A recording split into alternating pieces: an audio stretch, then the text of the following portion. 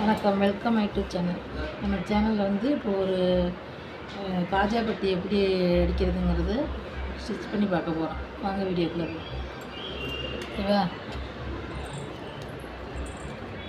வந்து காஜா பட்டிக்கு வந்து 3 இன்ச்சு அகலத்தில் ஒரு பீஸ் எடுத்துக்கிறோம். கொக்கி பட்டிக்கு 2 இன்ச்சு அகலத்தில் ஒரு பீஸ் எடுத்துக்கிறோம். இப்போ வந்து ரெட் சைடில் காஜா பட்டி வைக்க போகிறோம். காஜா பட்டிக்கு முள்ள இந்த பீஸ் கூட இருக்கிற இந்த கொடுக்குறோமா 3 இன்ச்சுக்கு ஒரு பீஸ் நட்டுருக்கோமா அதை வந்து உள்ளே பிடி கொடுக்கணும். சரி சமமாக அடிக்கணும். ஆமாம், சரி வச்சு உள்ளே கூடி கொடுத்து ரெண்டையும் சமமாக வச்சு அடிக்கணும். 1/4 இன்ச்சு தள்ளி அடிக்கணுமா? 1/4 இன்ச்சு அளவுக்கு.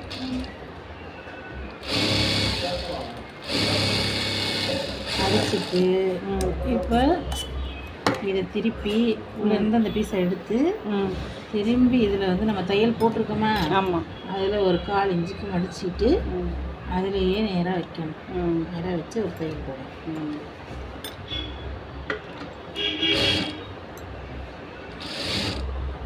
கரெக்டாக அதே கோட்டிலே வரணும்.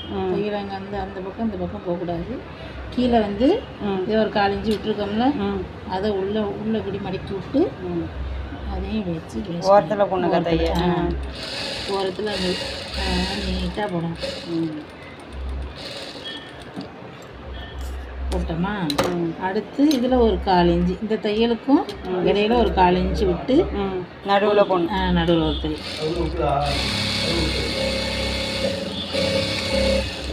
அவ்வளோதான், காஜா பட்டி முடிஞ்சிருச்சு.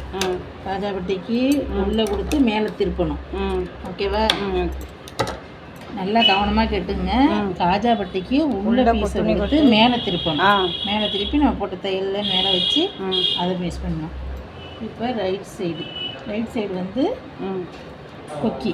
கொக்கிக்கு என்னன்னா இதை மேலே போட்டுக்கணும். பீஸை மேலே கொடுக்கணும். கொக்கி பட்டிக்கு மேலே கொடுக்கணும். காஜா பட்டிக்கு உள்ளே கொடுக்கணும். கொக்கி பட்டிக்கு மேலே வச்சு இதில் ஒரு 1/4 இன்ச்சுக்கு மேலே உள்ள மடக்கிறதுக்கு அந்த பக்கம் விட்டுக்கணும். விட்டுட்டு இதையும் அது ரெண்டையும் சமமாக வச்சு 1/4 இன்ச்சு தள்ளி தைய 4 இன்ச்சுக்கு ரெண்டையும் சமமாக வச்சுக்கணும். சமமாக வச்சுக்கிட்டு 1/4 இன்ச்சுக்கு ஒரு தையல் போட்டுறோமா. அதை எடுத்துட்டு இப்போ என்ன செய்யணும்னா இதில் மேலே படிமான தையல் போடணும். கொக்கி பட்டிக்கு இந்த கொக்கி பட்டிக்கு வந்து நம்ம கொடுத்துருக்க துணியில் மேலே ஓரத்தில் படிமான தையல்.